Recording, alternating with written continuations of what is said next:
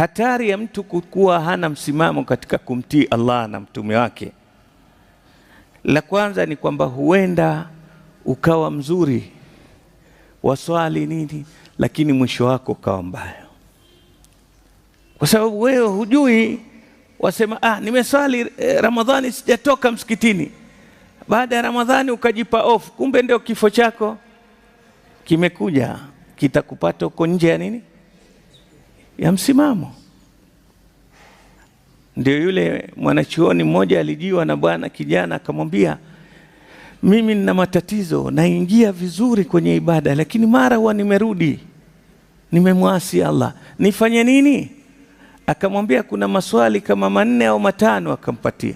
Mmoja alimwambia, wewe pale unapotaka kumwasi Allah, jiulize swali, iambie nafsi yako, malakul maut akija nitamrudisha mpaka nimalize, itawezekana? Bila shaka jibu itakuwa haiwezekani. Sasa je, kama haiwezekani, mimi sahihi niache kuswali na mauti malakul maut aje, atanikuta mimi ni nani? Waliyadhu billah, tariku sala. Kwa hivyo nafsi yangu mimi siwezi. Swali lingine akamwambia, ukitaka kumwasi Allah, toka kwenye ardhi ya Allah, katafute mahali pengine. Utaishi wapi? Walillahi ma fi samawati wa ma, kote ni kwa Allah, ambaye haiwezekani, ardhi yote ni Allah. Amwambia basi wewe baki katika msimamo wako, jiulize maswali haya kila unapotaka kuona kutoka kwenye mstari.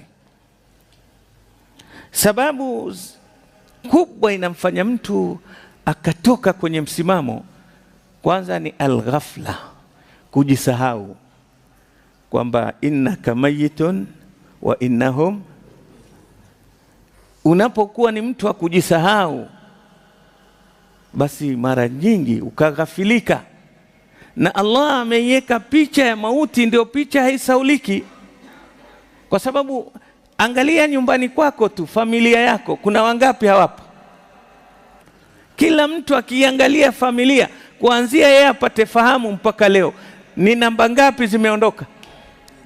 Na sasa unapojisahaulisha, ukasahau wale watu, ndio tukaekewa ni mafunzo ya Qur'ani, tuwakumbuke waliotangulia. Kule kuwakumbuka, licha kuombea dua, lakini pia inakupa fikra kwamba na mimi kuna siku nitafanya nini.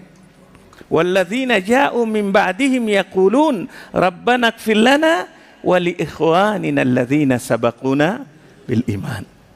Wanaokuja baada yao huwa wakisema maneno haya, mimi nilikuwa na bibi mdogo, leo labda nilikuwa na mama pia hayuko, kulikuwa sijui na dadangu mkubwa hayuko, kulikuwa sijui mjomba hayuko. Sasa hawa wote wakupa picha ya kitu kimoja tu, ya kwamba wewe kuna siku utafanya nini, utaondoka. Hii siku ukiisahau, wewe umeshajisahau.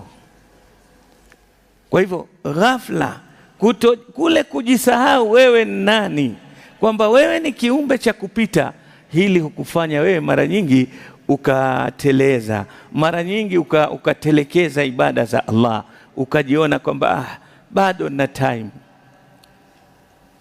bado na wakati, bado hakuna. Kwa sababu nini? Umejisahau wewe ni nani.